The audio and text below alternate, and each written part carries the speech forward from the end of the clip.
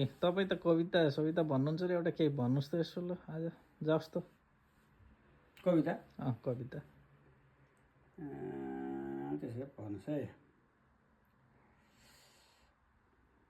मैले एउटा सर्च यसमा लेखेर राखेको छु नोटमा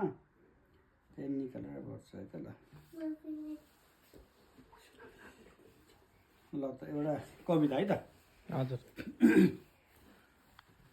बोक्सी सुरु भयो मेरो नामको सत्तो श्राप सुरु भयो मेरो नामको सत्तो श्राप फेरि तथा नाम सुरु भयो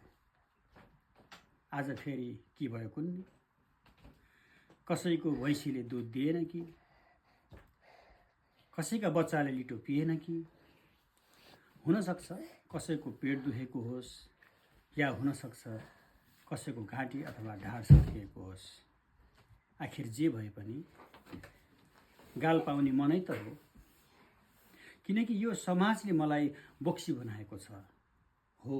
म बोक्सी म यो समाजबाट चुनिएकी बोक्सी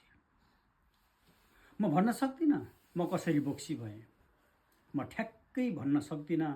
म कहिलेदेखि बोक्सी भएँ के कारणले बोक्सी भएँ सायद बोक्सी हुन गरिबीले छुनै पर्छ पौत्रहीन हुनै पर्छ पतिहीनता करुपुता यो समाजको तराजुमा बोक्सी तौलने ढक यिनी बाहेक अरू के नै हुन सक्लान् र समयको चक्रमा फन्किँदै जाँदा म केबाट के बनाइएँ सम्झिन्छु जब म सानी थिएँ म बुबा आमाकी आँखाकी नानी थिएँ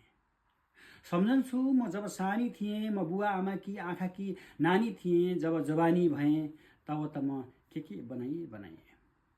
सायरी भरेर पोस्टकार्ड दिँदै प्रेमीहरू मनकी रानी भन्थे सायरी भरेर पोस्टकार्ड दिँदै प्रेमीहरू मनकी रानी भन्थे मलाई प्रेमकी खानी भन्थे म अप्सरा म स्वर्गकी परी म फुलझडी कसैले मलाई जुन झैँ भने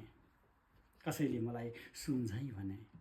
कसैले मलाई जुन झैँ भने कसैले मलाई सुन झैँ भने